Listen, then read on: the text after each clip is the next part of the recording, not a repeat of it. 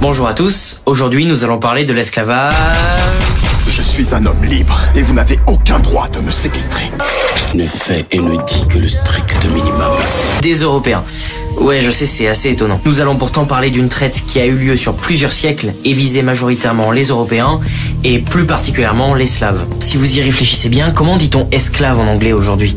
Slaves. Slaves. On comprend donc tout de suite qu'il y a une corrélation entre ces peuples européens, que l'on appelle les Slaves, et le statut d'esclave. D'ailleurs, le terme esclave vient du latin slavius. Le mot apparaît pour la première fois en 937 dans un manuscrit en remplacement du mot servius. Le terme esclave provient donc justement de la période que nous allons traiter. Abu Amr Samir, qui est un grand linguiste, qui est décédé en 224 l'Égypte, dit, lorsque le prophète a dit « Bu'ithtu ila al-ahmar wa aswad » j'ai été envoyé au rouge et au noir. Le sens est j'ai été envoyé au rouge parce que la plupart du teint des non-arabes étaient blancs et blancs rougeâtres. Mais quand il dit j'ai été envoyé au aswad, au noir, il parle des arabes. Parce que la plupart du teint des arabes était noir et noir ténébreux. Car tout le monde sait que l'esclavage musulman n'est pas connecté à un problème de couleur de peau, n'est pas connecté à un problème ethnique et n'est pas motivé par ces raisons. Avant toute chose, définissons tout d'abord la notion de traite. Pourquoi peut-on parler de traite des Européens? Ce que l'on appelle traite peut sous-entendre plusieurs formes d'exploitation envers un groupe d'êtres humains. La prostitution, l'esclavage et le travail forcé. Dans notre cas, il est question de la mise en esclavage répétée et à grande échelle d'une partie de l'Europe, les peuples slaves, durant une longue période. Les moyens mis en œuvre pour récupérer cette marchandise humaine changeront au cours des siècles, mais le résultat sera bel et bien le trafic d'Européens à destination du monde arabo-musulman dans un premier temps et qui deviendra l'Empire ottoman à la fin du XIIIe siècle. Bon, étudions maintenant les principales routes qui organisaient le commerce et qui étaient par conséquent empruntées par les marchands et leurs esclaves. 6 zones, en partie interconnectées par la traite, peuvent être distinguées. La première s'étend de Bristol à Verdun et Paris, avec une liaison vers Arles. Nous savons que des marchands de Verdun faisaient la traite des esclaves, probablement razziés dans le nord-est de l'Europe, avec l'Espagne musulmane.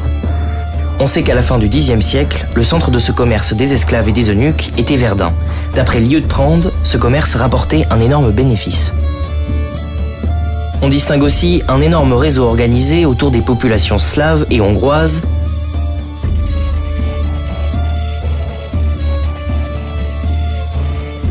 la région entre la Volga et la Caspienne,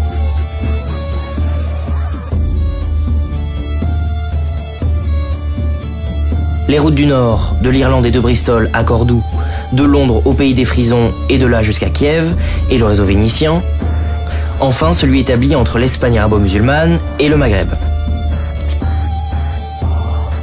La quasi-totalité de ces réseaux aboutit finalement vers les régions du Sud, à l'exception de Venise, qui joue déjà un rôle d'intermédiaire dans un circuit nord-sud. Le grand commerce de Venise est celui des esclaves slaves de la côte dalmate. En 876, le doge l'interdit vainement. Les marchands vendent même, au milieu du IXe siècle, des esclaves chrétiens. Mais les vrais maîtres d'œuvre de ces trafics apparaissent être les puissances méridionales, empire byzantin et monde arabo-musulman. Je dirais même que la plupart des esclaves des premiers temps de l'islam et des esclaves relatifs aux conquêtes étaient des esclaves de race blanche. Durant 3 siècles, 1 million d'Européens vont être vendus comme esclaves en Afrique du Nord. C'est aujourd'hui une page oubliée de l'histoire. Beaucoup meurent en captivité, comme galériens ou domestiques. Seuls quelques-uns parviennent à rentrer chez eux, comme Harkolufs. Leur récit nous ouvre une fenêtre sur leur vécu et sur la culture barbaresque. Le Mandour, le fondateur des clans arabes, référence, dit El Hamra li bayadihim, wa li anna shukrata aghlabu alwani alayhim. Les rouges, c'était les Perses, parce que leur couleur était d'une blancheur mélangée à une rougeur. Et que les Arabes appelaient les Perses, les Romains et ceux des alentours, les rouges, parce qu'ils avaient un teint blanc. Quand les Arabes veulent dire que quelqu'un est blanc, ils utilisent le terme rouge. Le rouge, les gens qui étaient les rouges chez les Arabes, on appelle les Mawali. Mawali en arabe, c'est qui? C'est les esclaves. Au Moyen-Âge, l'Europe occidentale expédie des esclaves en place d'or et d'argent. Fernand Braudel. Délaissant momentanément l'or, les textiles, les épices ou les aromates, peut-être conviendrait-il de revenir à la question chère à Verlinden, à savoir les esclaves et leurs négoces, ce bétail à visage humain, comme écrivait Pierre Bonassi. Les sources arabes, grecques et latines les signalent partout, y compris les sources juives. Philippe Sénac. Mais qui exactement était au cœur du circuit? Au départ, cette traite était organisée par des marchands syriens ou égyptiens, de confession chrétienne majoritairement, ou juive dans une moindre mesure, que l'on appelait les Syries.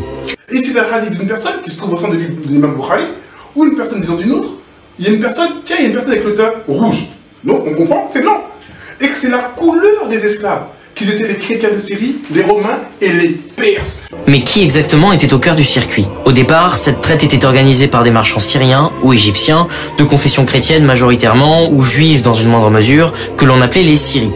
Donc des esclaves venus de Rome, des esclaves venus de Byzance, des esclaves venus de Perse, des esclaves venus de Balad al-Sham, des esclaves venus de contrées diverses, de Berbérie, des esclaves d'Afrique du Nord à la peau blanche, des esclaves d'Égypte, comme la femme du prophète, Maria la Copte, des esclaves juifs, des esclaves chrétiens, arabes ou non,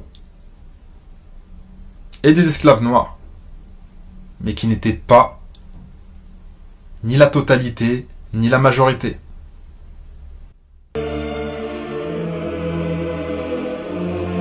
Le dictionnaire d'Oxford définit comme esclave toute personne appartenant légalement à une autre et contrainte à une obéissance absolue. Pour simplifier, il s'agit d'hommes-objets. Ainsi, les serviteurs blancs furent les premiers esclaves en Amérique et c'est sur leur travail et plus tard sur celui des Afro-Américains que la nation a été bâtie. Aujourd'hui, des dizaines de millions de blancs américains sont des descendants d'esclaves.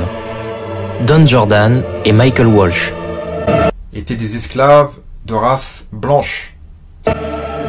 Lorsque nous cessons d'être aveuglés et lorsque nous regardons clairement les ombres sanglantes du passé américain, nous reconnaîtrons pour la première fois que les Afro-Américains, qui étaient si souvent les derniers libérés, n'ont pas été les premiers esclavagés. En effet, nous découvrirons que les Afro-Américains ne furent que les troisièmes esclavagés. Ils héritent de leur chaîne, en quelque sorte, de leurs prédécesseurs qui étaient rouges, les Amérindiens, et blancs, les Européens. Lyron Bennett.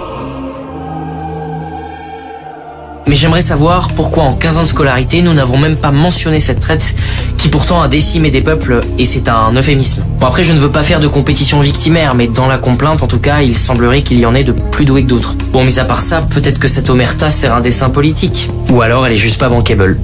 C'est une instrumentalisation spectaculaire de l'histoire.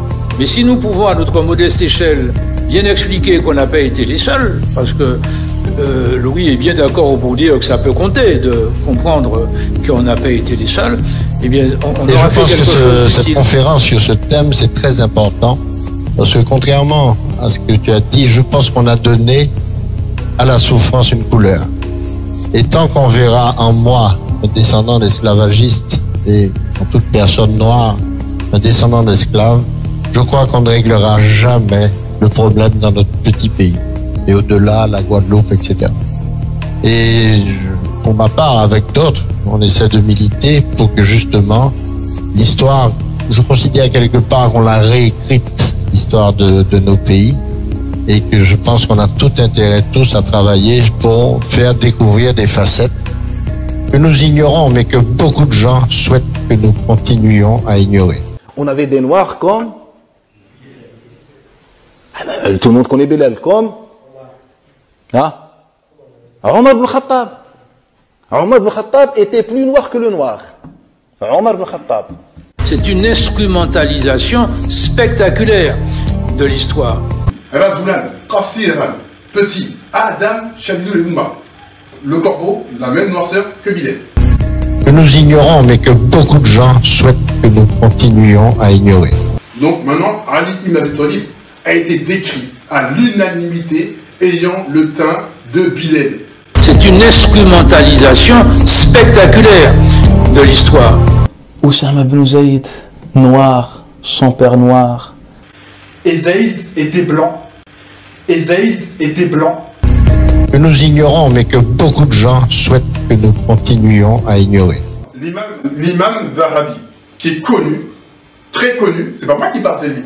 Il dit, lorsque les Arabes, à la base il parle du hadith de Humayra, il dit Humayra, il est faux. Parce que on ne peut pas l'appeler la blanche, parce que la blanche, c'était la lèpre. Donc on ne peut pas être comme ça. Je n'ai jamais dit ça. Maintenant, il dit quoi, on regarde tout de suite alors. Après, si. Ben, on regarde mon frère. Les gens vérifieront. Non, dis maintenant, parce que les gens ils vont regarder après. Et comme ça, les savants ont déjà fait référence au fait que la blancheur extrême ou la blancheur maladie était reliée à la peste. Tiens, regarde. Même la jaunisse. Mais ils n'ont pas dit que comme ça, Aïcha ne pouvait pas être de cette couleur parce qu'elle aurait eu la peste. Ça, c'est son interprétation.